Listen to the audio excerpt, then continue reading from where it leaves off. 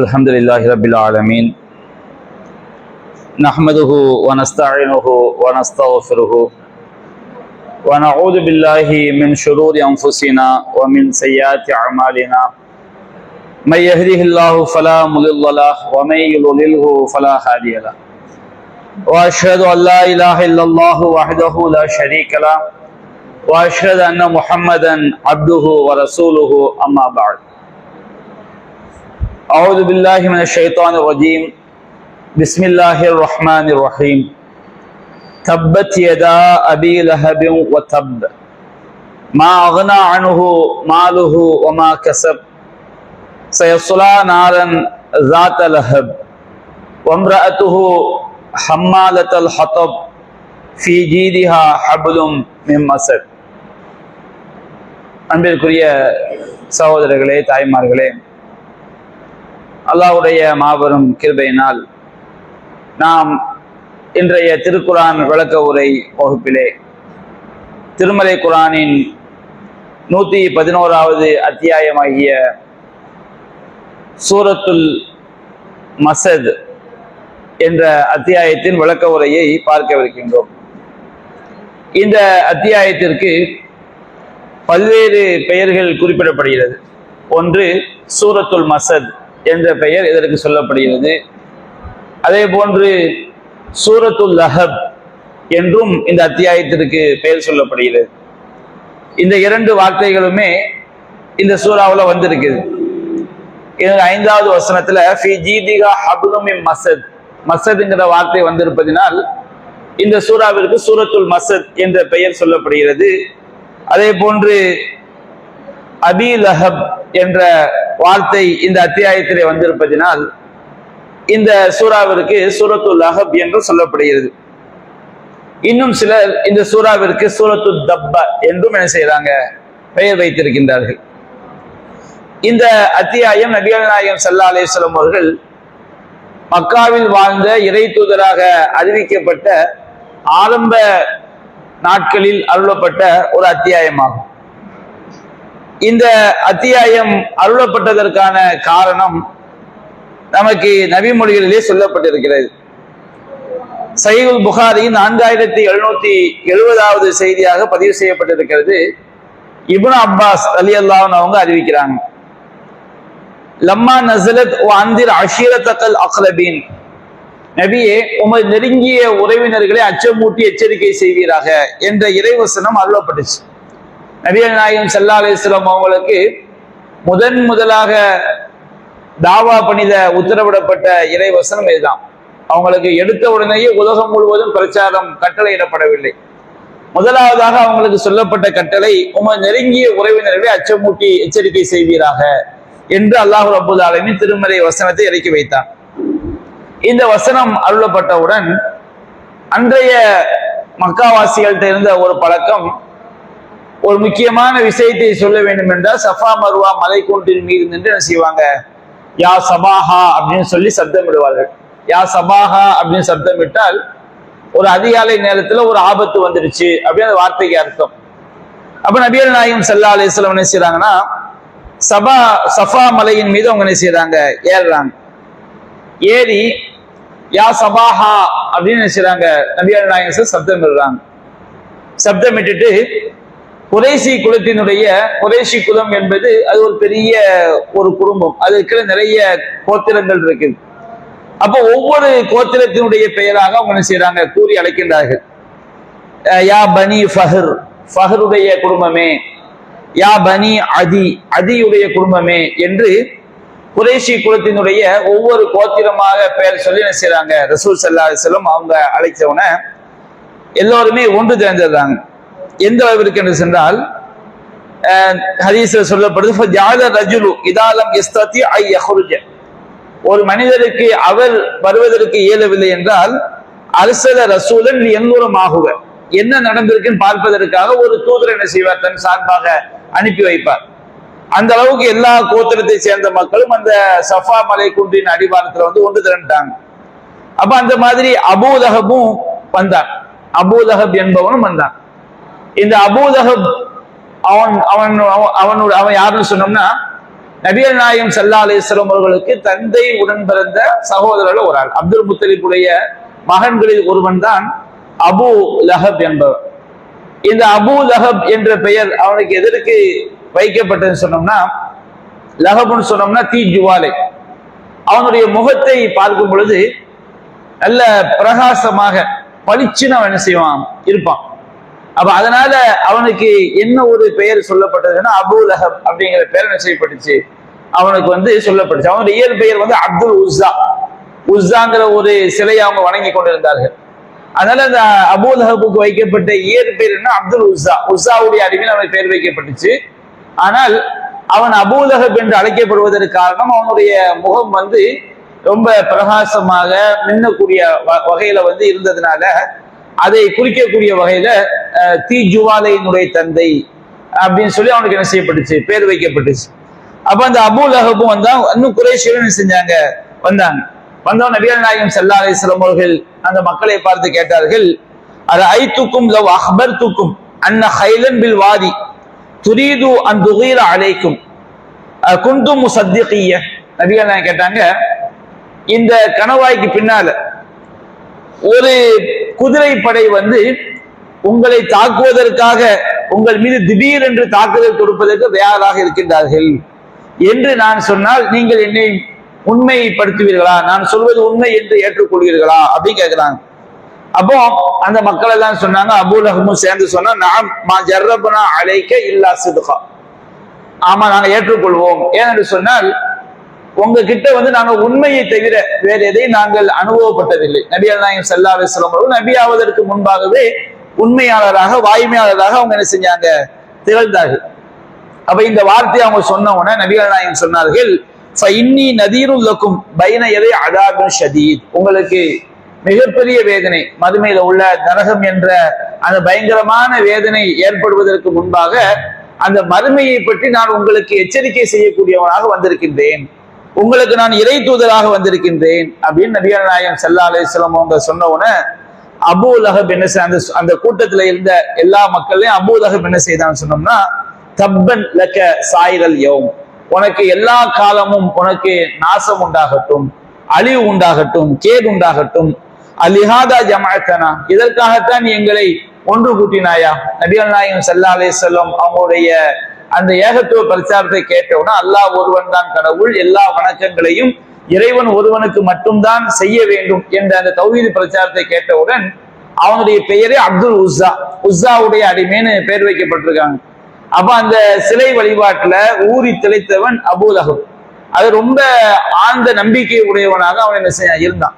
அப்ப அவன் என்ன செய்கின்றான், வணக்கங்கள் அனைத்தையும் அல்லாஹ் ஒருவனுக்கு தான் செய்ய வேண்டும் என்று சொன்னவுடன் அவனுக்கு அவனுடைய கொள்கை நேர் எதிரான, அவனுடைய நம்பிக்கைக்கு அவனுடைய கொள்கைக்கு நேர் எதிரான கொள்கையை முஹம்மது ஸல்லல்லாஹு அலைஹி வஸல்லம் அவங்க சொல்றாங்கன்னு தெரிஞ்சவுடனே அவன் என்ன செய்கின்றான், உனக்கு நாசம் உண்டாகட்டும், இதற்காகத்தான் நீ எங்களை ஒன்று திரட்டினாயா அப்படின்னு செய்யலாம். அவன் ரொம்ப கடுமையாக நபிகள் நாயகம் ஸல்லல்லாஹு அலைஹி வஸல்லம் மீது கோபப்பட்டான். அதன் பிறகுதான் அதனுடைய அந்த தொடர்ச்சியாகத்தான் அல்லாஹ் ரப்பல் ஆலமீன் இந்த சூறாவை இறக்கி வைக்கின்றான். தப்பத் யதா அபீ லஹபி வ தப்ப, அபூ லஹபுடைய இரு கைகளும் நாசமாகட்டும். ஏன்னு சொன்னோம்னா அவன் கைகளை உதறி கொண்டு என்ன செஞ்சானாம், நபிகள் நாயகம் ஸல்லல்லாஹு அலைஹி வஸல்லம் ஏகத்துவ பிரச்சாரத்தை சொன்ன உடனே ரெண்டு கைகளையும் உதறி கொண்டு ரெண்டு கைகளையும் உயர்த்தி கொண்டு அவன் என்ன செய்தான், எழுந்தான்.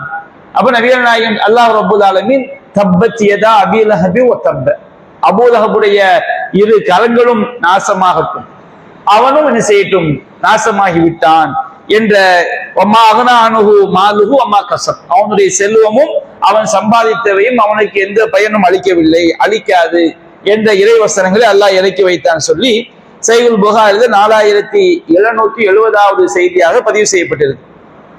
அதே போன்று இதே சம்பவம் கொஞ்சம் வார்த்தை மாற்றங்களோட சஹீஹுல் புகாரில 4801வது ஹதீஸ், 4971, 4972 ஆகிய செய்திகளையும் பதிவு செய்யப்பட்டு அதுல எப்படி வருதுன்னு சொன்னோம்னா, நபிகள் நாயகம் ஸல்லல்லாஹு அலைஹி வஸல்லம் அவங்க ஒரு நாள் காலை நேரத்துல சஃபா மலை குன்றுக்கு மேல ஏறி யா சபாஹா, அதிகாலை நேரத்துல ஒரு பெரிய ஆபத்து விட்டது அப்படின்னு செய்றாங்க, சப்தம் இருந்தாங்க. அப்ப குறைஷிகள் எல்லாமே ஒன்று கூடி அவங்க கேட்டாங்க, மாலக்க என்ன நடந்தது, உமக்கு என்ன ஆச்சுன்னு கேட்டவுடனே நபிகள் நாயகம் சொன்னார்கள், அரைத்தும் லவ் அக்பர்துக்கும் அன்னல் அதுவ யுஸப்பிஹுக்கும் அவ் யுமஸ்ஸீக்கும் அமா குந்தும் துஸத்திகூனி. காலை நேரத்திலேயோ அல்லது மாலை நேரத்திலேயோ எதிரிகள் உங்கள் மீது தாக்குதல் தொடுக்க போகிறார்கள் என்று நான் அறிவித்தால் நான் உண்மை சொல்கிறேன், நான் உண்மையாளர் என்று நீங்கள் ஏற்றுக்கொள்வீர்களா அப்படின்னு கேட்கிறாங்க. அப்ப எல்லா மக்களும் சொல்றாங்க காலு பலா, ஆமா அதுல ஏற்றுக்கொள்வோம், அதுல என்ன இருக்குது, நீங்கள் உண்மையாளர் தான் அப்படின்னு சொன்ன உடனே நபிகள் நாயகம் சொன்னாங்க ஃபஇன்னி நதீருன் லக்கும் பைன யதை அதாபின் ஷதீத். மிக பயங்கரமான வேதனை ஏற்படுவதற்கு முன்பாக, நரகம் என்ற அந்த பயங்கரமான வேதனைக்கு முன்பாக இந்த உலக வாழ்க்கையிலே நான் உங்களுக்கு எச்சரிக்கை செய்யக்கூடியவன் அப்படின்னு சொன்ன உடனே அபூ லஹப் எழுந்து என்ன சொன்னான், தப்பன் லக்க அலிஹாதா ஜமாஅத்தனா, உனக்கு நாசம் உண்டாகட்டும், இதற்காகத்தான் எங்களை ஒன்று கூட்டினாயா என்று அபூ லஹப் என்ன செய்தான், வசை பாடினான். இதன் பின்னணியில் தான் அல்லாஹ் ரப்பல் ஆலமீன் தப்பத் யதா அபீ லஹப் என்ற இந்த சூறாவை இறக்கி வைத்தான் சொல்லி புகாரி தான் செய்யப்பட்டிருக்கு, பதிவு செய்யப்பட்டது. இந்த அபூ லஹப் எந்த அளவிற்கு நபிகள் நாயகம் ஸல்லல்லாஹு அலைஹி வஸல்லம் அவங்களுக்கு மிகப்பெரிய எதிரியாக திகழ்ந்தான் என்று சொன்னார். மக்காவுடைய ஆரம்ப காலகட்டத்துல முழுக்க முழுக்க பொறுமையும் அதே போன்று எதிரிகளுடைய துன்பங்களை சகித்துக் கொள்ளக்கூடிய அந்த அறிவுரையும் தான் நபிகள் நாயகம் ஸல்லல்லாஹு அலைஹி வஸல்லம் அவங்களுக்கும் சஹாபாக சொல்லப்பட்டுச்சு. இந்த அபூ லஹப் என்ன செய்வானா, முஸ்னத் அஹ்மதுல 15445வது செய்தியாக பதிவு செய்யப்பட்டிருக்கிறது. ரபியா இப்னு இபாத் என்ற நபி தோழர் அறிவிக்கிறார். அவர் சொல்றாரு, நான் உகால் என்ற அந்த சந்தை, மக்கால உள்ள ஒரு சந்தை, அந்த சந்தையில அபூ லஹபை பார்த்தேன். அபூ லஹப் என்ன செய்வானா, வஹுவ யத்பஉ ரசூலுல்லாஹி ஸல்லல்லாஹு அலைஹி வஸல்லம், நபிகள் நாயகத்துக்கு பின்னாடியே போவானா. ரசூல் ஸல்லல்லாஹு அலைஹி வஸல்லம் பிரச்சார பணியை மேற்கொள்ளும் போது மக்கள் கூடக்கூடிய இடங்கள்ல போய் மார்க்கத்தை சொல்லுவாங்க, ஏகத்துவ கொள்கையை சொல்லுவாங்க. தன்னந்தனியா சொல்லும் பொழுது இந்த அபூ லஹபுடைய வேலை என்னன்னா, ரசூலா எங்க போறாங்க, என்ன சொல்றாங்க, இதை கவனித்துக் கொண்டே இருப்பதுதான் அவனுடைய வேலை. அப்போ அவன் நபிகள் நாயகம் ஸல்லல்லாஹு அலைஹி வஸல்லம் பின்னாடியே போவாங்க. அவன் சொல்லுவானா, அய்யுஹன்னாஸ், மக்களே, இன்ன ஹாதா கத் கவா, இந்த மனிதர் இருக்கிறாரு, இவர் வழிகட்டு விட்டால் ஃபலா யுகுவியன்னக்கும் அன் ஆலிஹத்தி ஆபாயிக்கும், உங்கள் முன்னோர்களுடைய அந்த தெய்வங்களை விட்டும் இவர் உங்களை வழிகெடுத்து விட வேண்டாம். இவர் முஹம்மது ஸல்லல்லாஹு அலைஹி வஸல்லம் அவர்கள் வழிகட்டு விட்டார். இவர் உங்களுடைய முன்னோர்கள் நீங்க வணங்கி கொண்டிருக்க லாத்து மனாத்து உஸ்ஸா இன்னும் ஏராளமான சிலைகளை வைத்துக் கொண்டு நீங்கள் அவற்றுக்கு வணக்க வழிபாடுகளை செய்து கொண்டிருக்கிறீர்கள். இதெல்லாம் உங்க முன்னோர்கள் உங்களுக்கு தந்தது, காலங்காலமா நீங்க செய்து வரக்கூடியது. இதை விட்டும் இந்த முகமது உங்களை வழிகெடுத்து விட வேண்டாம் அப்படின்னு சொல்லி அந்த அபூ லஹப் சொல்வானா. அப்ப நபிகள் நாயகம் ஸல்லல்லாஹு அலைஹி வஸல்லம் ரசூலுல்லாஹி ஸல்லல்லாஹு அலைஹி வஸல்லம் ரசூல் ஸல்லல்லாஹு அலைஹி வஸல்லம் அவனை விட்டு விலகி என்ன செய்வாங்க, வேற இடத்துல போய் பிரச்சாரம் பண்ணும்போது வஹுவ அலா அஸரி, அவன் ரசூலுல்லாஹ்வுடைய சுவட்டின் மீது என்ன செய்வான், ரசூலா எங்க போறாங்களோ அங்க தேடி என்ன செய்து விடுவான், அபூ லஹப் வந்துடுவான். இந்த ஹதீஸை அறிவிக்கக்கூடிய நபி தோழர் ரபியா இப்னு இபாத் சொல்றாரு, நாங்களும் என்ன செய்வோம், இந்த அபூ லஹப் பின்னாடி முஹம்மது ஸல்லல்லாஹு அலைஹி வஸல்லம் பின்னாடி நாங்களும் செல்வோம். நாங்க சின்ன பசங்களா இருந்தோம், சிறிய பிள்ளைங்களா இருக்கும் போது ரசூலா எங்க போறாங்களோ அந்த அபூ லஹப் பின்னாடி போகும்போது அந்த சம்பவத்தை பார்க்கிறதுக்கு நாங்களும் என்ன செய்வோம், பார்ப்போம். இந்த அபூ லஹப் பத்தி அவர் சொல்றாரு, கன்னி அன்துர் இலா அஹ்பல் து கதீரத்தை. அபூ லஹப் எப்படி இருப்பான்னு சொன்னோம்னா, முகம் நல்ல பிரகாசமா இருக்கும், ஆனால் அவனுக்கு லேசா மாறுகன் அவனுக்கு என்ன செய்து இருந்தது. அது மாதிரி 2 சடை போட்டிருப்பானா. அபூ லஹப் என்ன செய்வானா, 2 சடை அவன் பின்னி இருப்பான். அபியவன் நாசி அஜ்மலஹு, மக்களிலேயே ரொம்ப வெண்மையானவனாக ரொம்ப அழகானவனாக அவன் இருந்தான் என்று ரபியா இப்னு இபாத் அவங்க என்ன செய்றாங்க சொல்றாங்க. அதே போன்று முஸ்னத் அஹ்மதுல 15446 47வது செய்தி வருது. இதே சஹாபி ரபியா இப்னு இபாத் ரலியல்லாஹு அன்ஹு சொல்லி காட்டுறாங்க, ரஅய்து நபி ஸல்லல்லாஹு அலைஹி வஸல்லம் ஃபி தில் மஜாஸ், உகால்ங்கிற சந்தையிலேயே இவர் பார்த்திருக்கிறார். தில் மஜாஸ் என்பது மக்காவில இருந்து இன்னொரு சந்தை, அங்க மக்கள் வருவாங்க. நபிகள் நாயகம் ஸல்லல்லாஹு அலைஹி வஸல்லம் மக்கள் கூடக்கூடிய நேரத்துல அங்க போய் பிரச்சாரம் பண்ணுவாங்க. அப்ப ஏதோ ஒன்று ஆசை, மக்கள் நோய் என்ன செய்வாங்க, ஏகத்துவ கொள்கையை சொல்லி மக்களுக்கு பிரச்சாரம் செய்வார்கள். வஹல்ஃபஹு ரஜுலுன் அஹ்வல், அந்த ரசூலுல்லாஹ் பின்னாடி ஒரு மாறுகனுடைய ஒரு மனிதன் இருந்தான். அவன் சொல்வானா, ரசூலுல்லாஹ் பின்னாடியே போய் லா யசுத்தன்னக்கும் ஹாதா அன் தீனி ஆலிஹத்திக்கும், உங்கள் உங்களுடைய கடவுள்களின் மார்க்கத்தை விட்டும் இவர் உங்களை திசை திருப்பி விட வேண்டாம். அப்போ இந்த செய்தி அறிவிக்கக்கூடிய சஹாபி சின்ன சிறுவராக இருக்கிறார். அவரது தந்தையிட்ட கேட்கிறாரு, மன் ஹாதா, இவர் யாருன்னு கேட்டவுடனே அவங்க மக்கள்லாம் சொன்னாங்களாம், ஹாதா அம்முஹு அபூ லஹப், இவர் யாருன்னா முகமது ஸல்லல்லாஹு அலைஹி வஸல்லம் அவங்களுடைய தந்தை உடன் பிறந்த சகோதரர் அபூ லஹப் என்ன செய்வார்கள் சொல்வார்கள் அப்படின்னு சொல்லி பார்க்கிறோம். அதே போன்று அகமதுல 15448 450வது செய்தியா வருகிறது. இந்த இதே சஹாபி சொல்றாங்க, இதுல கூடுதலா ஒரு சில தகவல்கள். ரபியா இப்னு இபாத் அதே சஹாபி தான் சொல்றாங்க, அவர் சுலபக்கான ஜாகிலியன், இவர் அறியாமை காலத்திலேயே வாழ்ந்துகிட்டு இருந்தாரு. அஸ்லம, இஸ்லாம் வந்த பிறகு இஸ்லாத்தை ஏற்றுக்கொண்டார். அவர் சொல்றாரு, ஃபராயித்து ரசூலுல்லாஹி ஸல்லல்லாஹு அலைஹி வஸல்லம் பஸர ஐனி பிசூகி தில் மஜாஸ், தில் மஜாஸ் அப்படிங்கிற சந்தையில வந்து நபிகள் நாயகம் ஸல்லல்லாஹு அலைஹி வஸல்லம் அவர்களை என்னுடைய கண்களினுடைய பார்வையால் பார்த்தேன். நான் ரசூல் ஸல்லல்லாஹு அலைஹி வஸல்லம் அவங்க என்ன சொல்றாங்க உற்று கவனித்தேன். அப்ப நபிகள் நாயகம் சொன்னாங்களா, தில் மஜாஸ் சந்தையில நின்று கொண்டு, யா அய்யுஹன்னாஸ், மக்களே, கூலு லா இலாஹ இல்லல்லாஹ், நீங்கள் லா இலாஹ இல்லல்லாஹ் என்று சொல்லுங்கள், துஃப்லிஹு, வெற்றி அடைவீர்கள். உங்களுடைய வெற்றி ஏதாவது நபிகள் நாயகம் செய்த பயானுடைய ஒட்டுமொத்த கருத்தை சுருக்கி சொல்றார். நபிகள் நாயகம் அங்க சொன்ன அடிப்படை கொள்கை என்ன? வணக்கத்திற்குரியவன் அல்லாஹ்வை தவிர வேறு யாரும் இல்லை என்று சொல்லுங்கள், துஃப்லிஹு, நீங்கள் வெற்றி அடைவீர்கள் அப்படின்னு நபிகள் நாயகம் பிரச்சாரம் செய்தாங்க. அப்புறம் ரசூலா அப்படி பிரச்சாரம் பண்ணும்போது அந்த கடை வீதியினுடைய எல்லா பாதைகள் வழியாகவும் மக்கள் கூட்டம் கூட்டமா வருவாங்களாம் நபிகள் நாயகம் ஸல்லல்லாஹு அலைஹி வஸல்லம் உடைய பயானை கேட்கறது. அப்போ வன்னாசு முத்தகஸ்ஸிஃபூன அலைஹி, நபிகள் நாயகம் ஸல்லல்லாஹு அலைஹி வஸல்லம் அவங்கள்ட்ட நோக்கி மக்கள் கூட்டம் கூட்டமா வருவார்கள். அப்போ அவர் சொல்றாரு, ஃபமா ராயத்து அஹதன் யகூலு ஷையன், யாருமே எந்த ஒரு வார்த்தையும் பேச மாட்டார்கள். நபிகள் நாயகம் பேசும்போது, பயான் பேசும்போது ரொம்ப அமைதியாக அந்த பயான் என்ன செய்வாங்க, கூர்ந்து கவனிப்பார்கள். அந்த அளவுக்கு நபிகள் நாயகம் ஸல்லல்லாஹு அலைஹி வஸல்லம் அவர்கள் ஏகத்துவ பிரச்சாரத்தை எடுத்து வைத்தார்கள். அபூ லஹப் வந்து அதற்கு மிகப்பெரிய ஒரு எதிரியாக இருந்தான் என்பதை என்ன செய்து இந்த ஹதீஸ்கள் எல்லாம் நமக்கு எடுத்துக்காட்டு. அதே போன்று இந்த சூறாவுல வந்து அபூ லஹப் மட்டுமல்ல, அவனுடைய மனைவி உம்மு ஜமீல், உம்மு ஜமீல்னா அழகின் தாய் அப்படின்னு அதுக்கு அர்த்தம். அபூ லஹபுடைய மனைவியின் பெயர் வந்து உம்மு ஜமீல். அவங்களுடைய இயற் பெயர் என்னன்னு சொன்னோம்னா அர்வா. அவங்களுடைய தகப்பனார் பெயர் வந்து ஹர்ப், அர்வா பின்த் ஹர்ப். இந்த அபூ லஹபுடைய மனைவியின் பெயர் வந்து அவங்களுக்கு வைக்கப்பட்ட பட்ட பெயர் உம்மு ஜமீல், அழகின் தாய். அவங்க ரொம்ப பார்ப்பதற்கு அபூ லஹப் எப்படி ரொம்ப அழகா இருப்பானோ அது மாதிரி அவங்களுடைய மனைவி உம்மு ஜமீல் என்ன செய்வாங்க, ரொம்ப அழகாக இருப்பாங்க. அதனால அவங்களுக்கு பேரு என்ன பேரு, உம்மு ஜமீல் என்று அவளுக்கு என்ன செய்யப்பட்டிருக்கிறது, பெயர் வைக்கப்பட்டிருக்கிறது. அவளுடைய இயற்பெயர் வந்து அர்வா பின்த் ஹர்ப், அபூ சுஃபியானுடைய சகோதரர் மகள், இந்த அபூ லஹபுடைய மனைவி. இவனும் வந்து ரொம்ப எதிரியாக என்ன செய்தாள், தன்னுடைய கணவனோடு சேர்ந்து அவனுடைய இறை மறுப்பு, அவனுடைய ஷிர்கு, அவன் நபிகள் நாயகத்துக்கு எதிரான அவனுடைய பகைமை எல்லாத்துக்கும் இவள் வந்து தீமூட்டக்கூடியவளாக, அவனை வந்து தூண்டக்கூடியவனாக, நபிகள் நாயகம் ஸல்லல்லாஹு அலைஹி வஸல்லம் அவங்களுக்கு மிகவும் எதிர்ப்பு காட்டக்கூடிய குடும்பமாக அபூ ஜஹலும் இருந்தான், அவனுடைய மனைவியும் இருந்தால், அவனுடைய மகன்களும் என்ன செஞ்சாங்க இருந்தாங்கன்னு வல்லாஹ் சொல்லப்படுது. அபூ லஹப் இடையில அபூ ஜஹல் மாதிரி அபூ லஹப். ரசூல் ஸல்லல்லாஹு அலைஹி வஸல்லம் தன்னுடைய மகள் ருக்கையாவை வந்து அபூ லஹபுடைய மகனுக்கு என்ன செஞ்சிருந்தாங்க, ஆரம்பத்துல முதல்ல திருமணம் முடிச்சு கொடுத்திருந்தாங்க, வரலாறுல சொல்லப்படக்கூடிய செய்தி.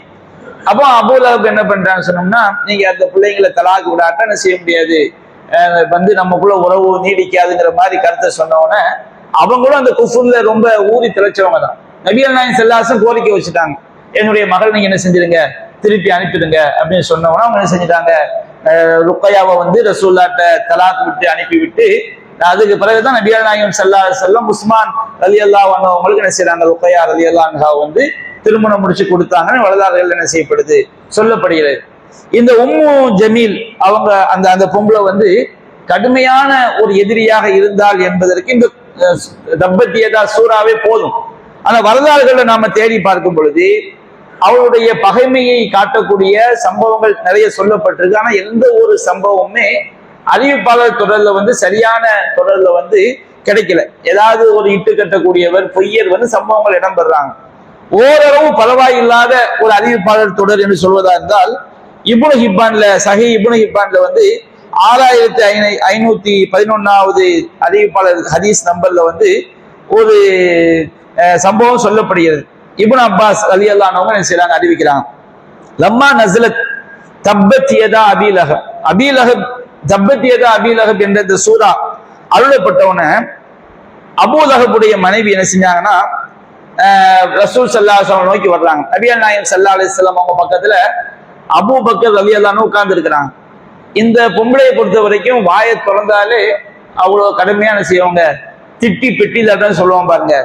அந்த மாதிரி மோசமான வசப்பாடக்கூடிய ஒரு பொம்பளையா அந்த உம்மு ஜமீல்ங்கிற பொம்பளை வந்து இருந்தாங்க. இந்த அம்மா அபூலஹபுக்கு ஈக்குவலா ரசூல் ஸல்லல்லாஹு அலைஹி வஸல்லம் அவங்களுக்கு என்ன செஞ்சாங்க, துன்பங்கள் தொல்லைகள் இழைக்கக்கூடியவங்களா இருந்தாங்க. இன்னும் சொல்ல போனால் இந்த அம்மா என்ன செய்வாங்களாம், குர்ஆன் வசனத்துல ரெண்டு கருத்தை நம்ம அந்த வசனங்களுடைய விளக்கத்தை பார்க்கும்போது சொல்லுவோம். ஹம்மாலத்துல் ஹத்தப் அப்படின்னு வருது. அவள் வந்து விறகை அதிகம் சுமக்கக்கூடியவள் அப்படி ஒரு வாசம். இந்த வாசகத்துக்கு வந்து ரெண்டு விதமான விளக்கங்கள் சொல்லப்படுது. அதுல ஒரு விளக்கம் என்னன்னா, நபிகள் நாயகம் ஸல்லல்லாஹு அலைஹி வஸல்லம் நடமாடக்கூடிய வீதிகள்ல வந்து இந்த பொம்பளை என்ன செய்வாளாம், ரசூலுல்லாஹ் காலில் குத்த வேண்டும் என்பதற்காக முட்களை அள்ளி என்ன செய்வாள், போடுவாள். அதற்காகவே அவள் அபூலஹப் எப்படி பின்னாடியே திரிவானோ அது மாதிரி இந்த பொம்பளை என்ன செய்வான்னு சொன்னோம்னா, நபிகள் நாயகம் ஸல்லல்லாஹு அலைஹி வஸல்லம் அவங்களுக்கு தீங்கிழைப்பதற்காக குறிவைத்து அலையக்கூடிய ஒரு பெண்ணா இருந்தாங்க. அப்ப இந்த சூரா அருளப்பட்டவன அந்த பொம்பளை என்ன செய்யறான்னு சொன்னோம்னா, ரசூல் ஸல்லல்லாஹு அலைஹி வஸல்லம் அவங்களோட அபூபக்கர் இருக்கும்போது வேகமா வர்றாங்க. அவ அபூபக்கர் அந்த அம்மாவை பார்த்துடுறாங்க. பார்த்தவன சொன்னாங்க, யா ரசூலல்லாஹ் இன்னஹா இம்ராத்துன் பதியா, இந்த பொம்பளை இருக்கிறாள இவ ரொம்ப தரங்கட்ட ஒரு பொம்பளை, மோசமான ஒரு பொம்பளை. வஹாஃபு அன் தூதிக, உங்களுக்கு ஏதாவது ஒரு கேடு உண்டாக்கிடுவார்களோ நான் என்ன செய்யணும், பயப்படுறேன். நீங்க வந்து கொஞ்சம் ஃபலோ கும்த, நீங்க கொஞ்சம் எஞ்சி போனா நல்லா இருக்குமே, அந்த இடத்துல இருக்காதீங்க, கொஞ்சம் எஞ்சி போனா நல்லா இருக்குமே. அபூபக்கர் சித்திக் ரலியல்லாஹு அன்ஹு என்ன செய்றாங்க, சொன்ன உடனே நபியல்லாஹ் சொன்னாங்க, இன்னஹா லன் தரானி, அவள் என்ன செய்ய முடியாது, என்னை பார்க்கவே முடியாது. அவ வந்து அல்லாஹ் வந்து அவளுக்கும் எனக்கும் மட்டும் திரை என்ன செய்து விட்டான், ஏற்படுத்தி விட்டான். அப்ப ரசூலுல்லாஹ் அபூபக்கர் ரலியல்லாஹு அன்ஹு அவங்க பக்கத்துலதான் ரசூலுல்லாஹ் இருக்கிறாங்க. இந்த பொம்பளை வந்து அபூபக்கரை பார்த்து கேட்கிறாங்க, ஏ அபா பக்கர் இன்ன சாஹிபக ஹஜானி, உன்னுடைய தோழர் என்னை வசைபாடுகிறாராமே. ஹஜான் சொன்னோம்னா கவிதையில வசப்படுறது. குர்ஆன் ஆயத்து இந்த சூறாவுல வந்து அந்த பெண் அந்த அபூலஹபுடைய மனைவியையும் அல்லாஹ் நரகம் என்று குறிப்பிடுகின்றான். அவளுடைய தீய பண்புகளையும் அல்லாஹ் சொல்லி காட்டுறான். அப்போ ஹஜான் சொன்னோம்னா கவிதையில வந்து வசப்படுறது. அப்போ குர்ஆன் என்பது கவிதை கிடையாது, இது கவிதையில வசப்பாடக்கூடிய எதுவும் கிடையாது. அப்ப அபூபக்கர் சித்திக் என்ன செய்யறாங்கன்னா ரொம்ப ஹிக்மத்தா சொல்றாங்க, லா ஒமா யகூது ஷிஅர், நபிகள் நாயகம் ஸல்லல்லாஹு அலைஹி வஸல்லம் அவங்க ஒருபோதும் கவிதையை சொல்லவே மாட்டாங்க. ஹஜ்ஜான் சொன்னாலே கவிதையில வசப்படுறது. இந்த குர்ஆன் என்பது கவிதை கிடையாது. ஒமா அல்லம்னாஹு ஷிஅர் ஒமா யம்பகி லஹு, நாம் அவருக்கு கவிதையை கற்றுக் கொடுக்கவும் இல்லை, அது அவருக்கு தகுதியானதும் இல்லை. அப்ப அபூபக்கர் சொல்றாங்க ரொம்ப ஹிக்மத்தாக, அது நபிகள் நாயகம் சொல்லக்கூடிய கவிதை எல்லாம் கிடையாது, அவங்க கவிதை அவங்களுக்கு தெரியவே தெரியாது, அவங்க எப்படி உன்னை வந்து கவிதையில வசப்பாட முடியும் அப்படின்னு சொன்ன உடனே அந்த அம்மா சொன்னாங்களாம், அந்த இந்தி முசத்தியப்பு, நீ வந்து எங்களோட உண்மையாளர். ஒன் சரஃப் நான் செய்யறேன், ஒன் சரஃபத், அவள் வந்து திரும்பி சென்று விட்டாள். அப்ப அபூபக்கர் ரசூலுல்லாஹ்ட்ட கேட்டாங்களாம், யா ரசூலல்லாஹ் லிம லம், அதாவது லிம தரக்க லம் தரக்க, அல்லாஹ்வின் தூதரே அந்த பொம்பளை வந்து உங்களை பார்க்கல. அப்ப நபிகள் நாயகம் சொன்னாங்களா, லா அவள் என்னை பார்க்கவில்லை. லிம தரக்க, ஏன் அந்த அம்மா வந்து உங்களை பார்க்கலன்னு அபூபக்கர் கேட்கிறாங்க. அப்போ நபிகள் நாயகம் சொன்னாங்க, லா லம் யஸல் மலக்குன் யஸ்துருனி அன்ஹா பி ஜனாஹி, ஒரு மலக்கு தன்னுடைய ரெக்கையால் அவளை விட்டும் என்ன செய்து கொண்டிருந்தார், மறைத்துக் கொண்டிருந்தார், என்னை வந்து அவளை விட்டும் மறைத்துக் கொண்டிருந்தார் அப்படின்னு நபிகள் நாயகம் ஸல்லல்லாஹு அலைஹி வஸல்லம் அவங்க சொன்னதாக இப்னு ஹிப்பான்ல வரக்கூடிய இந்த செய்தி வந்து ஓரளவு பரவாயில்லாத ஒரு செய்தியாக இருக்கிறது. என்றாலும் இந்த அபூலஹபுடைய மனைவி மிகவும் கேடுகட்ட ஒரு பெண்மணி, ரொம்ப கொடுமைக்காரி என்பது அந்த சூரத்துல் மஸ்ஸத் அத்தியாயத்தை படிக்கும் பொழுது நமக்கு தெரிகிறது. அல்லாஹ் ரப்பல் ஆலமீன் இந்த அத்தியாயத்துல வந்து மொத்தம் 5 வசனங்கள் அல்லாஹ் கூறுகின்றான். முதலாவது வசனத்துல பிஸ்மில்லாஹிர் ரஹ்மானிர் ரஹீம், அளவிலா அருளாளன் நிகரில்லா அன்பாளன் அல்லாஹ்வின் திருப்பெயரால். தப்பத் யதா அபீ லஹபின் வ தப்ப, அபூலஹபுடைய இரு கைகளும் நாசமாகிவிட்டது. அபூலஹப் நபிகள் நாயகம் ஸல்லல்லாஹு அலைஹி வஸல்லம் அவங்க ஏகத்துவ கொள்கையை நோக்கி அழைச்சவன கைகளை உதறி கொண்டு அவன் என்ன செய்தான், இதற்காகவா எங்களை ஒன்று திரட்டினான் சொல்லி ரொம்ப கோபமாக பேசினான். நபிகள் நாயகத்தின் மீது நாசம் உண்டாகட்டும் என்று அவன் என்ன செய்தான், வசைபாடினான். இப்ப அல்லாஹ் சொல்றான், தப்பத் யதா அபீ லஹப், அபூ லஹபுடைய 2 கை நாசமாயிட்டு. அந்த கையை பயன்படுத்தான அவன் வசப்பாடினான், அவனுடைய 2 கரங்களும் நாசமாகி விட்டது. அவனும் என்ன செய்து விட்டான், நாசமாகி விட்டான். அப்ப அல்லாஹ்விடம் உள்ள தெளிவான ஒரு டிக்ளேர், அபூ லஹப் நாசம்தான். அவனுக்கு என்ன செய்ய, அவன் இஸ்லாத்தை ஈமான் கொள்ளக்கூடிய வாய்ப்பே கிடையாது, அவன் இஸ்லாத்தை ஏற்றுக்கொள்ளவே முடியாது. மா அஹ்னா அன்ஹு மாலுஹு வமா கஸப், அவனுடைய செல்வமும் அவன் சம்பாதித்தவையும் அவனுக்கு எதையும் இறைவனிடமிருந்து ஏற்படக்கூடிய எந்த ஒன்றையும் தேவையற்றதாக்க. அல்லாஹ் அவன் தூக்கி நரகத்தில் போடும்போது அவனுடைய செல்வமும் அவனுடைய சம்பாத்தியம் சொன்னோம்னா அவனுடைய பிள்ளை குட்டிகள் அவங்க எல்லாம் குஃபுல் அப்படி ஊறி திளைச்சவங்களா இருந்தாங்க, தகப்பனுக்கு மிஞ்சிய தனையன்களாக என்ன செஞ்சாங்க, இருந்தாங்க. அப்போ அவனும் அவனுடைய செல்வம், அவனுடைய பிள்ளை குட்டிகள், அவனுடைய சொத்து சுகங்கள் எதுவுமே அவனுக்கு பயனளிக்காது. மறுமை நாள்ல அல்லாஹ்வை ஈமான் கொள்ள மறுத்தால், குஃப்ருல மௌத்தானா, அவன் என்ன போய் மறுமையில போய் நின்னாலும் சரி, சொத்து சுகங்களை வச்சு ஏதாவது ஒரு ஃபாய்தா இருக்கா? நம்முடைய குடும்பம் காப்பாத்துமா? நம்முடைய பிள்ளைகள் காப்பாற்றுவார்களா? ஒருத்தன் பூமி நிறைய பாவத்தை செஞ்சுட்டு தௌஹீது கொள்கையோட மௌத்தாயிட்டான் வச்சுக்கிடுங்க, இது தௌஹீது கொள்கை அவனை காப்பாத்திடும். அல்லாஹ் சொல்லி காட்டுறான், இப்னு ஆதம் லவ் அதைதனி பி குராபில் அர்லி ஹதாயா வலா துஷ்ரிக் பி ஷையா, எனக்கு எந்த ஒன்றையும் நினை வைக்காமல் நீ பூமி நிறைய பாவத்தை செய்து வந்தாலும் அதைதுக பி குராபிஹா மக்ஃபிரா, நான் உனக்கு பூமி நிறைய மன்னிப்பை கொண்டு வந்து விடுவேன். நீ அல்லாஹ் இணை வைக்காம அல்லாஹ் சந்திக்கிறாயா, நீ பூமி நிறைய பாவத்தை செஞ்சாலும் சரி, நான் பூமி நிறைய மன்னிப்பை தந்து உன்னை சொர்க்கத்துக்கு கொண்டு போயிடுவேன். ஆனால் அல்லாஹ் இணை வைத்திரு போறோம் வச்சுக்கிடுங்க, மறுமை நாள் அதானே அல்லாஹ் நபிகள் நாயகம் ஸல்லல்லாஹு சொல்லி காட்டுறாங்க. மறுமை நாள்ல அல்லாஹ்க்கு இணை வைத்த ஒருவன், ஆனா நிரந்தர நரகம், நரகத்துல குறைந்த வேதனை. நரகத்துல குறைந்த வேதனைனா என்ன? அதாவது நரகவாசியினுடைய 2 உள்ளங்கால்கள்ல நெருப்பாலான 2 செருப்புகள் மாற்றப்படும், அல்லது 2 கண்கள் வைக்கப்படும், அவங்களுடைய மண்டை கபாலம் குறித்து படியும். அப்போ இத நரகத்துல குறைந்தபட்ச வேதனை. அந்த வேதனையில ஒரு முஷ்ரிக் இருப்பான், அவன் தான் நரகத்துல குறைந்தபட்ச வேதனை. அவனை அல்லாஹ் நரகத்துல இருந்து எடுத்து கேட்பான், ஆதமுடைய மகனே, இந்த பூமி நிறைய உனக்கு இருந்தாலும் நீ என்னப்பா செய்வாய்? அவன் சொல்லுவான், இறைவா, அவை அனைத்தையும் உன்னிடம் நான் தந்துவிட்டு இந்த நரகத்தை விட்டு தப்பிக்க தான் நினைப்பேன்.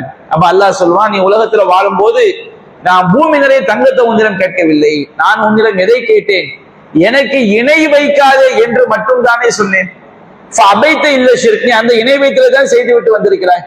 அப்ப அல்லாஹ்க்கு இணை வச்சுட்டு நம்ம போனோம்னு சொன்ன ஒருத்தர் மூத்தாயிட்டான்னு சொன்னோம்னா, அவன் பூமி நிறைய தங்கத்தை கொண்டு போனாலும் என்ன செய்ய முடியாது, அங்க அல்லாஹ்ட அங்க எதுவும் ஈடா கொடுக்க முடியாது. ஒரு பேச்சுக்கு பூமி நிறைய தங்கத்தை அல்லாஹ்ட கொடுத்தாலும் அது ஏற்றுக்கொள்ளப்படாது. இணை வைத்தல் என்பதற்கு எந்த ஒன்றும் ஈடாக கொடுத்தும் நரகத்திலிருந்து என்ன செய்ய முடியாது, தப்பிக்க முடியாது. அவ்வளவு கொடூரமானது.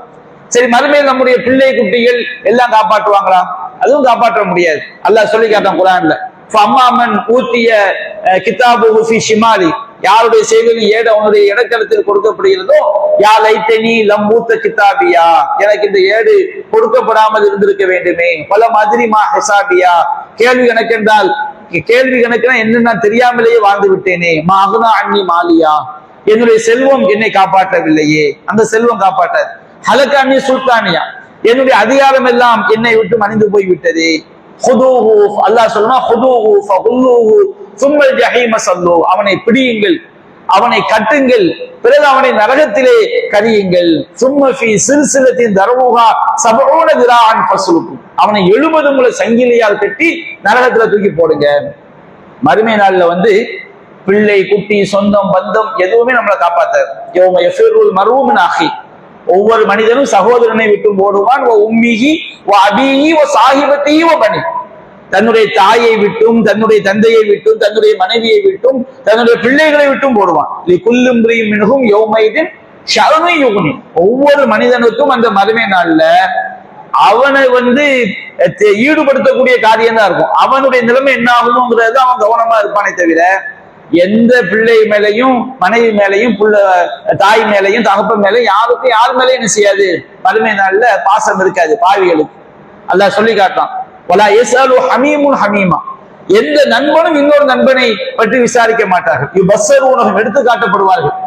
யவத்துல் முஜ்ரிம், குற்றவாளி ஆசைப்படுவான், லவ் யஃப்தரி மின் அதாபி யௌமைதின் பி பனி, இறைவா இந்த நாளுடைய வேதனைக்கு பகரமாக என்னுடைய பிள்ளைகள் நரகத்துல போடு, என்னுடைய மனைவியை நரகத்துல போடு, என்னுடைய சகோதரனை நரகத்துல போடு, ஓ ஃபசீலத்தி இல்லதி தூவி என்னை அரவணைத்து வாழ்ந்த குடும்பங்கள் எல்லா குடும்பத்தையும் நரகத்துல போட்டு, ஓ மன்ஃபிலர்லி ஜெமியா பூமியில உள்ள எல்லாத்தையும் நரகத்துல போட்டு என்ன மட்டும் காப்பாத்துன்னு அல்லாட்ட கேட்பான, ஆசைப்படுவான. எல்லாரையும் நரகத்துல போடு, என்ன மட்டும் காப்பாத்து. ஏன்னா நரக வேதனை அவ்வளவு கொடூரமானது, கடுமையானது. அங்க யாரையும் காப்பாற்ற முடியாது. செல்வமோ படைபலமோ அதிகாரமோ எல்லாமே இந்த துனியாவில வேணா மனுஷனுக்கு பெருசா தெரியலாம். மௌத்தான மறு வினாடி முடிஞ்சு போச்சு. எந்த அதிகாரத்தை வைத்தோ செல்வத்தை வைத்தோ சொந்தத்தை வைத்தோ குடும்பத்தை வைத்தோ யாரும் அங்க செய்ய முடியாது, காப்பாற்ற முடியாது. நபிகள் நாயகத்துறை பரிச்சாரம் அப்படித்தான் இருந்துச்சு. அந்த சஃபா மலை குன்றின் மீது ஏறி நின்று அவங்க செஞ்ச பிரச்சாரம் இருக்கு பாருங்க. அவங்க என்ன சொன்னாங்க, தன்னுடைய மகள் ஃபாத்திமாவை வழி சொன்னாங்க, யா ஃபாத்திமா, ஃபாத்திமாவே இஷ்டரி அலா அன்ஃபுசி, உன்னை நீ பாதுகாத்துக்கொள், அன்கி மினல்லாஹி ஷைஅ, அல்லாஹ்விடமிருந்து உனக்கு ஏற்படக்கூடிய எந்த ஒன்றையும் நான் தடுத்து விட முடியாது. இதே வாசகத்தை தந்தையுடன் இருந்த சகோதரி சஃபியா ரலியல்லாஹு அன்ஹா சொன்னாங்க, தன்னுடைய தந்தையுடன் இருந்த சகோதரர் அப்பாஸுக்கு சொன்னாங்க, குறைஷி மக்களுக்கு சொன்னாங்க. அந்த சஃபா மலை குன்று பயான் என்பது தௌஹீதை எடுத்து சொல்லக்கூடிய ஒரு பயான். அப்ப அங்க மறுமையில யாரும் காப்பாற்ற முடியாது. அபூ லஹப் நினைச்சிருக்கலாம், என்ன நினைச்சிருக்கலாம், நம்ம கடுமையான சொத்துக்கு உரியவனா இருக்கிறோம், நம்ம பேர் அழகனா இருக்கிறோம், நம்முடைய மனைவி பேர் அழகியா இருக்கிறாங்க, நமக்கு பிள்ளைகள் இருக்குது, எல்லாம் இருக்குது, இதை வச்சு நம்ம தப்பிச்சிடலாம் நினைச்சிருப்பான் போட்டிருக்கு. அது அல்லாஹ் சொல்றான், அதனா அணுகு மாலுகு மகச, அவனுடைய செல்வமும் அவன் சம்பாதித்தவையும் அவனுக்கு எந்த பயனும் அளிக்க போவதில்லை. இது அபூ லஹபுக்கு மட்டும் கிடையாது. அபூ லஹப் வரலாறை அல்லாஹ் சொல்வதன் மூலமாக கியாமத் நாள் வரை வாழக்கூடிய மக்களுக்கு அல்லாஹ் எச்சரிக்கை செய்கின்றான். அவங்க நிலைமை என்ன, அவன் கொழுந்து விட்டெறியக்கூடிய ஜுவாலை விட்டெறியக்கூடிய நரக நெருப்பில் அவன் நுழைவான். நரக நெருப்பு என்பது ஜுவாலை விட்டெறியக்கூடியது, அப்படியே கொழுந்து விட்டு அது என்ன செய்யும், எரியும். நபிகள் நாருக்கும் உங்களுடைய இந்த உலக நெருப்பு என்பது நரகத்து நெருப்புல 70ல் 1 தான். இந்த உலக நெருப்பை விட நரக நெருப்பு 69 மடங்கு மிகையூட்டப்பட்டது. உலக நெருப்புல இந்த உலகத்திலே பயங்கரமான நெருப்பு எடுத்துக்கோங்க. நம்ம சும்மா விளக்கு பத்த வைக்கிற நெருப்புன்னு நினைச்சிடக்கூடாது. இந்த உலகத்துல இது பயங்கரமான நெருப்போ அந்த நெருப்பை விட நரக நெருப்பு 69 மடங்கு செறிவூட்டப்பட்டது. அப்ப சஹாபாக்கள்லாம் கேட்டாங்க, அல்லாஹ்வின் தூதரே, இந்த ஒன்னே நம்ம கதையை முடிச்சிருந்த அந்த இது எப்படி இருக்கும்னு சொல்ல, அவ்வளவு பயங்கரமான ஒரு வேதனை நரக நெருப்பு என்பது. நரகத்துடைய எரிபொருள் மனுஷன் தான், மனுஷனை பொறுத்து அங்க எரிக்கப்படும், கற்கள் தான் அங்க என்ன செய்யும், எரியும். அப்ப அல்லாஹ் சொல்றான், அவன் விரைவில் நுழைவான். இந்த மக்காவுடைய ஆரம்ப நாட்களில் இறக்கப்பட்ட வசனம். எங்க நுழைவான், அவன் பேர் அபூ லஹப். ஆனா அவன் எங்க போய் நுழைய போறான், லஹப், கொழுந்து விட்டெறியக்கூடிய தீ ஜுவாலையில் நரக நெருப்பில் அவன் நுழைய போகிறான். அவனுடைய மனைவியும் நுழைய போகிறான். அவனுடைய மனைவி, அவனுக்கு அவள் எப்படிப்பட்டவள், ஹம்மாலத்தல் ஹத்தப். ஹம்மாலத்தல் ஹத்தப்னு சொன்னோம்னா இதுக்கு 2 விதமான பொருள். 2 பொருளுமே திருமறை குர்ஆனை பொறுத்த வரைக்கும் குர்ஆன் சுன்னாக்கு முரண்படாத அர்த்தங்கள் 10 அர்த்தம் வந்தாலும் 10ஐயும் என்ன செய்யும், எடுத்துக்கொள்ளும். குர்ஆன் சுன்னாக்கு எதிரான அர்த்தம் தான் குர்ஆன் நம்ம என்ன செய்யக்கூடாது, ஆயத்துக்களை கொடுக்க கூடாது. அப்ப அவருடைய மனைவியை பொறுத்த வரைக்கும் ஹம்மாலத்துல் ஹத்தப், அவள் விறகு சுமப்பவள். விறகு சுமப்பவன் என்ன அர்த்தம், ஒன்னு சொல்றாங்க, நபிகள் நாயகம் ஸல்லல்லாஹு அலைஹி வஸல்லம் அவங்களுக்கு எதிராக அவள் முட்களை அள்ளி போட்டாள், அப்படி ஒரு கருத்து சொல்லப்படுது. இது ஒரு கருத்து. இன்னொரு கருத்து, அது ரொம்ப இலக்கியமாக சொல்லப்படக்கூடிய கருத்து, எல்லா மொழிகளிலும் உள்ளதுதான். ஒரு தினம் தூண்டி விடுவாங்க பாருங்க, தீக்குளுத்திகள். தீக்குளுத்தி என்ன செய்வான், ஒருத்த முதன்மையானவனா இருப்பான், அவன் கூட சில விஷயங்கள் நார்மலா போயிடும், பின்னாடி இருந்து தீயை பத்த வைக்காம பாருங்க, அது பெரிய பேராபத்து, பெரிய டேஞ்சர். அப்ப இந்த அம்மாவை பொறுத்த வரைக்கும் அபூ லஹபுக்கு அவனுடைய துர்பிரச்சாரத்துக்கு இவள் நல்ல பின்னாடி இருந்து தூண்டி விடக்கூடியவளா இருந்தான்.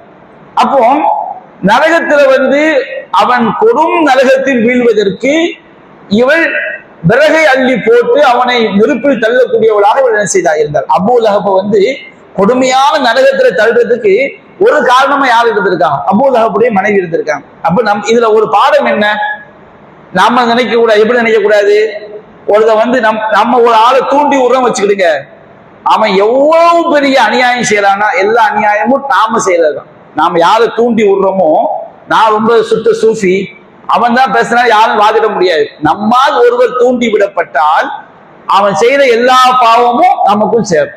அதான இஸ்லாத்துடைய அடிப்படை. யார் ஒரு தீமைக்கு வழிகாட்டுறாங்களோ அவங்க அந்த தீமை யாரெல்லாம் செய்யறாங்களோ அவங்களோட எல்லா தீமையும் முதல்ல வழிகாட்டியவனுக்கு என்ன செய்யும் உண்டு. ஒரு நன்மைக்கு வழிகாட்டினா அதுவும் என்ன செய்யும் உண்டு. அப்ப இந்த அபூ லஹபுடைய மனைவியை பொறுத்த வரைக்கும் இவ ஹம்மாலத்துல் ஹத்தப், இவ ஒரு தீக்குழுக்கு. இவ பகை தீயை மூட்டக்கூடியவள், வெறுப்பை விதைக்கக்கூடியவள். அது அந்த தன்மை அவள்கிட்ட இருந்ததுனால அபூ லஹப் எந்த நரகத்துக்கு போறான கொடுமையான நரகத்துக்கு செல்வதற்கு இவள் தீமூட்டக்கூடியவளாக ஆகிவிட்டாள். விறகு சுமக்கக்கூடியவளாக, தீமூட்டக்கூடிய இலக்கியமா சொல்லப்படும். அவன் கொடும் நரகத்தில் கொடும் தீயில் வென்று சாவதற்குரிய அந்த விறகை சுமக்கக்கூடியவளாக இருந்தாலே அவளுடைய மனைவி. சரி, இவ அபூ லஹப் கொடும் நரகத்துல விழுவதற்கு எல்லா ஒத்தாசைகளையும் செஞ்சு அவனுக்கு உதவியா இருந்து குஃப்ரையும் ஷிர்க்லையும் பகைமையிலையும் வெறுப்புலையும் முஸ்லிம்களுக்கு எதிராக எல்லா ஒத்தாசையும் செஞ்சாலா இல்லையா? அபூ லஹபுக்கு அவன் பயங்கரமான நரகத்துல வெந்து சாவதற்கு விறகு சுமக்கக்கூடியவளாக கொடும் நரகத்தை தள்ளக்கூடியவள் இவள் இருந்தாள். இவ தப்பிச்சிருவாளா? அப்படி கிடையாது. ஃபீ ஜீதிஹா ஹப்லும் மின் மஸத், அவளுடைய கழுத்திலும் மசது சொன்னோம்னா ஈச்சமரம் இருக்கு, பேரிச்ச மரம், அதனால் அந்த ஓலைகளை வைத்து நன்றாக முறுக்கப்பட்ட கயிறுக்கு என்ன செய்வாங்க? மசதுன்னு சொல்லுவாங்க. அப்போ இது இலக்கியமா சொல்லப்படுது. ஃபீ ஜீதிஹா, அவன் கொடு நரகத்துல கிடக்கிறான், இவன் தப்பிச்சிட முடியாது. இவளுடைய கழுத்திலும் என்ன செய்கிறது? நன்று முறுக்கப்பட்ட ஈச்சமர கயிறு இருக்கிறது. அப்படின்னு என்ன அர்த்தம்? அந்த அபூ லஹப் எந்த கொடும் நரகத்துல விழுவானோ அதே நரகத்துல நம்ம ஒரு ஆடு மாடை புடிச்சு இழுத்துட்டு போறது என்ன செய்வோம்? கைத்தை பிடிச்சுதானே இழுத்துட்டு போவோம். அந்த மாதிரி அல்லாஹ் இலக்கியமா சொல்றான், இவ கழுத்துலயும் ஒரு கயிறு இருக்கு, அதை பிடிச்சு இழுத்து எங்க போடப்படுவா? நரகத்துல, அதே கொடிய நரகத்துல இவளும். அபூ லஹப் எந்த கொடிய நரகத்திற்கு செல்வானோ அந்த கொடிய நரகத்தில் இவளும் விழுவா. இது இலக்கியம். ஃபீ ஜீதிஹா ஹப்லும் மின் மஸத், அவளுடைய கழுத்திலும் முறுக்கேறி ஈச்சங்கயிறு இருக்குன்னு சொன்னோம்னா அவ கழுத்துல ஏதோ ஈச்சங்கயிறு இருக்குன்னு நினைச்சிடக்கூடாது. இது இலக்கியமா சொல்லக்கூடியது. அவன் தனக்குரிய தூக்கு கயிற்றை அவனே மாட்டிக்கொள்ளான்னு சொல்லுவோம். சில தவறான காரியங்களை செய்யும் போது உனக்கு நீ நம்ம தூக்கு கயிறை மாட்டிக்கதான் சொல்லுவோம். அப்படின்னா தூக்கு கயிறை மாற்றான் கிடையாது. தூக்கு கயிறை மாற்றியவன் எப்படி செத்து போவானோ அது மாதிரி நீ செய்யக்கூடிய காரியத்தை அழிந்து போவாய். அப்படி ஒரு இலக்கியம். அது மாதிரி அல்லாஹ் சொல்லி காட்டுறான், அவளுடைய கயிற்றிலே ஒரு கயிறு, அவளுடைய கழுத்திலே ஒரு கயிறு மாட்டி இருக்கு. அவள் செஞ்ச பாவத்தினால, அவள் செஞ்ச அநியாயத்தினால அவளும் செய்வாள்.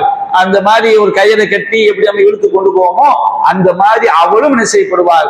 அதே கொடும் நரகத்தில் அவள் வீழ்ந்து சாவாள் என்று அல்லாஹ் ரப்பல் ஆலமீன் சொல்லி காட்டுகிறான். இதுல ஒரு பெரிய நபிகள் நாயகம் அல்லாஹ்வுடைய தூதர் என்பதற்குரிய பெரிய அற்புதம் இருக்கு. என்ன அற்புதம் சொன்னோம்னா, இது மக்கா வாழ்க்கையினுடைய ஆரம்பத்துல அருளப்பட்ட ஒரு அத்தியாயம். அபூ லஹபும் அவங்களுடைய மனைவியும் ஈமான் கொள்ள மாட்டார்கள் என்பது டிக்ளேர் செய்யப்பட்டாச்சு. அப்ப குர்ஆனை பொய்யின் ஆக்குன்னு என்ன செஞ்சிருக்கலாம்? ஒரு பேச்சுக்காவது அபூ லஹப் அவன் மனைவி நான் இஸ்லாத்தை ஏத்துக்கிறோம்னு சொல்லியிருந்தாங்க வச்சுக்கிடுங்க, குர்ஆன் ஆயத்து என்ன செஞ்சிருக்கும்? பொய்யின் ஆயிருக்கும். ஆனா அந்த ரெண்டு பேரும் சாகுற வரைக்கும் வெளிப்படையாகவோ ரகசியமாகவோ அவங்க என்ன செய்யல, ஒருபோது ஈமான் கொள்ளவே இல்லை. நபியா நாயகம் கரெக்டா சொல்ல முடிஞ்சது. இது அல்லாஹ்வுடைய வார்த்தை என்பதால் தான் அது உண்மையாக இருக்கிறது. இதுல இன்னொரு விஷயத்தை சுருக்கமா சொல்லி, விரிவா சொல்ல வேண்டிய விஷயம் தான், சுருக்கமா சொல்லி நம்ம என்ன செஞ்சுக்கிறோம், முடிச்சுக்கிறோம். இந்த மீலாது விழா கொண்டாடுறாங்களா இல்லையா? இவங்க என்ன செய்யறாங்க? அபூ லஹப் யாரோ ஒரு ஆளு நரகத்துல பார்த்தானா அவன் 2 விரல்ல இருந்து என்ன வருதான்? பால் வந்துகிட்டு இருக்கு அல்லது நீர் வந்துகிட்டு இருக்கு, அவனுக்கு அதன் மூலமா நீர் ஊட்டப்படுது அப்படின்னு சொல்றாங்க. பொதுவா ஒரு விழானா என்ன அர்த்தம்? ஒருத்தன் ஒரு செயலை செஞ்சு அது விழாவாயிருமா? சும்மா ஒரு ஆள் ஒரு செயலை செய்யறாரு, உடனே அவன் மீலாது விழா கொண்டாடிட்டான். மீலாது விழா என்பது இந்த வழிகேடர்கள் நபிகள் நாயகம் மரணத்திற்கு பிறகு பல ஆயிரம் ஆண்டுகளுக்கு பிறகு வழிகேடர்கள் உண்டாக்குனது. அதுக்கும் மார்க்கத்துக்கு எந்த சம்மதமும் கிடையாது. இவங்க என்ன செய்யறாங்கன்னா, ஒரு செய்தி, அதாவது செய்தி அறிவிப்பாளர் தொடரே இல்லாத ஒரு செய்தி. புகாரில 5101வது செய்தியில அடிக்குறிப்பா இமாம் புகாரி செய்யறார். உருவா என்பவர் சொல்றாங்க, சுவைபா என்ற ஒரு பெண்ணு அபூ லஹபுடைய அடிமை பெண்ணா இருந்தாங்க. அபூ லஹப் அந்த சுவைபாவை விடுதலை செய்தான். அவன் எப்போ விடுதலை செஞ்சான் வரலாற்றுல சொல்லப்படுதுன்னா, ரசூலுல்லாஹ் மக்காக்கெல்லாம் மதீனாவுக்கு ஹிஜ்ரத் பண்ணி போன பிறகுதான் விடுதலை செஞ்சான். அவன் அந்த செய்தியும் இமாம் புகாரி சொல்றாங்க. அந்த சுவைபா அல்லாஹ் நபி ஸல்லல்லாஹு அலைஹி வஸல்லம் நபிகள் நாயகம் ஸல்லல்லாஹு பால் ஊட்டினாங்க. ரெண்டு செய்தி. நபிகள் நாயகம் அபூ லஹப் சுவைபாவை விடுதலை செய்தான் என்பது ஒரு செய்தி, ஒரு தகவல். ரசூலுல்லாஹ்க்கு பால் ஊட்டினாங்க என்பது தகவல். ஃபலம்மா மாத்த அபூ லஹப் மௌத்தா போன பிறகு அவனுடைய குடும்பத்துல ஒருவருடைய கனவுல அவன் காட்டப்பட்டானா. ரொம்ப மோசமான நிலையில இருந்தானா. சரி, கனவு பார்த்தது யாரு, அது முஸ்லிமா காஃபிரா, அது உண்மைங்கிறது யாரு சொன்னா, அதுக்கெல்லாம் எந்த ஆதாரமும் நம்ம கேட்கக்கூடாதான். குடும்பத்துல ஒரு ஆள் கனவுல வந்துச்சான். அப்ப அவர் கேட்டாதான், மாதா லக்கீத்தன், என்ன சந்தித்தாய், நீ மௌத்தா போன பிறகு உனக்கு என்ன நடந்துச்சான்? அபூ லஹப் சொன்னானா, தம் அல்கி பாதக்கும் கைர அன்னி சுகீது ஃபி ஹாதிஹி பி இதாகத்தி சுவைபா. நான் சுவைபாவை நான் விடுதலை பண்ணதுனால இந்த விரல்கள் மூலமா எனக்கு என்ன செய்யப்படுது, நீர் புகட்டப்படுதுன்னு அபூ லஹப் என்ன செஞ்சான் சொன்னான்னு சொல்லி, யாரு கனவுலயே வந்து சொன்னாரு, அவர் யாரு, அதை கேட்டது யாரு, அது எங்க நடந்துச்சு, அவர் நல்லவரா கெட்டவரா, நல்ல கனவா கெட்ட கனவா, எந்த ஒண்ணும் இல்லாம இந்த சம்பவத்தை வச்சு அபூ லஹப் வந்து ரசூலுல்லாஹ்வுக்கு பிறந்த நாள் கொண்டாடினான், மீலாது விழா கொண்டாடினான். அதனால் அவனுக்கு நீர் போட்டப்படுகிறது. அபூ லஹபுக்கே நீர் போட்டப்படுகிறது என்று சொன்னால் நாம் கொண்டாடினால் நமக்கு எவ்வளவு பெரிய பாக்கியம் கிடைக்கும் சொல்லி இந்த செய்தியை ஆதாரமா காட்டுறாங்க. இதுல ரசூலுல்லாஹ் பிறந்ததுக்காண்டி விடுதலை செஞ்சாங்க என்பது இல்ல, சுவைபாவை விடுதலை செய்தான், அவ்வளவுதான். சுவைபா ரசூலுல்லாஹ்க்கு பால் ஊட்டி இருந்தாங்க. அவன் எப்ப விடுதலை செஞ்சான் வரலாறுகளை தேடி பார்த்தோம்னா, ரசூலுல்லாஹ் 50 வயசுல தான் அந்த அம்மாவை விடுதலை செஞ்சாங்கிறது என்ன செய்யப்பட்டிருக்கு, வரலாறுகள்ல சொல்லப்பட்டு. இந்த சம்பவத்துக்கும் இவங்க கொண்டாடக்கூடிய மீலாது விழாக்கு எந்த சம்பந்தமும் கிடையாது. இன்னும் சொல்ல போனா இந்த சம்பவம் வந்து நேர் குர்ஆனுக்கு மாற்றம். அல்லாஹ் தெளிவா சொல்லிட்டான், அபூ லஹபுடைய 2 கை நாசமா போச்சுன்னு அல்லாஹ் சொல்றான். 2 கையினால 10 விரல் சேர்ந்து தானே, 10 விரல் சேர்ந்த கை, அவன் ஒட்டுமொத்தமா அவனும் நாசமா போயிட்டான் சொல்லப்பட்ட பிறகு அந்த கை, எந்த கை நாசமா போச்சுன்னு அல்லாஹ் சொல்றானோ அந்த கையில இருந்து அவனுக்கு எப்படி நீர் போட்டப்படும் நரகத்துல. 2வது, காஃபிர்கள் செய்யக்கூடிய எந்த செயலுக்கும் மறுமையில எந்த கூலியும் என்ன செய்யாது, கிடையாது. அப்ப இது முழுக்க முழுக்க பொய்யான ஒரு செய்தி, பொய்யான ஒரு தகவல். இந்த பொய்யான தகவலை வைத்துக் கொண்டு இதுக்கு மீலாது விழாக்கு எந்த சம்பந்தமும் இல்ல. நபிகள் நாயகம் அபூ லஹப் இப்படிலாம் சொல்லுவாங்க. என்ன சொல்லுவாங்க, சுவைபா வந்து ரசூலுல்லாஹ் பிறந்த செய்தியை சொன்ன உடனே அபூ லஹப் சந்தோஷத்துல என்ன செஞ்சானா, நீ விடுதலை அப்படின்னு சொன்னானா. அதனால அந்த விரல்ல இருந்து என்ன செய்யப்படுறான், நீ விடுதலைன்னு சொன்னதுனால அந்த விரல்ல இருந்து அவனுக்கு நீர் போட்டப்படுதுன்னா அந்த மீலாது விழாவுல உள்ள அந்த ஆதரிக்கக்கூடிய கப்சா உட்டடிக்கக்கூடிய ஆலிம்சாக்கள் வந்து என்ன செய்யறாங்க, பொய்களை வந்து புனைஞ்சு சொல்றாங்க. அதுக்கு இதுக்கு என்ன சம்பந்தம் கிடையாது. குர்ஆன் வசனமே தெளிவாக சொல்லிவிட்டது, அபூ லஹபுடைய 2 கையும் நாசமா போச்சு. 2வது, காஃபிர்கள் செய்யக்கூடிய எந்த ஒரு செயலுக்காகவும் அவங்களுக்கு மறுமையில எந்த ஒரு கூலியும் கிடையாது. அவங்களுடைய அமல்கள் எல்லாமே என்ன செய்து விட்டது, அழிந்து நாசமாகி விட்டது. 3வது, அபூ லஹப் வந்து ரசூலுல்லாஹ் பிறந்ததற்காக சுவைபாவை விடுதலை செய்யவில்லை, அது தனி ஒரு சம்பவம் என்பதும் என்ன செய்யப்படுது, சொல்லப்பட்டிருக்கிறது. அப்ப இந்த சூரத்துல் மஸத் என்ற இந்த அத்தியாயம் பல்வேறு பாடங்களையும் படிப்பினைகளையும் எச்சரிக்கைகளையும் போதனைகளையும் தௌஹீதுடைய சிறப்புகளையும் நமக்கு உணர்த்தக்கூடிய ஒரு அத்தியாயம். அல்லாஹ் ரப்பல் ஆலமீன் ஏதுள்ள பாடங்களை படிப்பினைகளை உணர்ந்து அல்லாஹ் ஈமானோடு வாழ்ந்து ஈமானோடு மரணிக்கக்கூடிய நன்மக்களாக நம் அனைவரையும் ஆக்கியருள் புரிவானாக. வாஹிரு தஅவானா அல்ஹம்துலில்லாஹி ரப்பில் ஆலமீன். அஸ்ஸலாமு அலைக்கும் வரஹ்மத்துல்லாஹி வபரகாத்துஹு.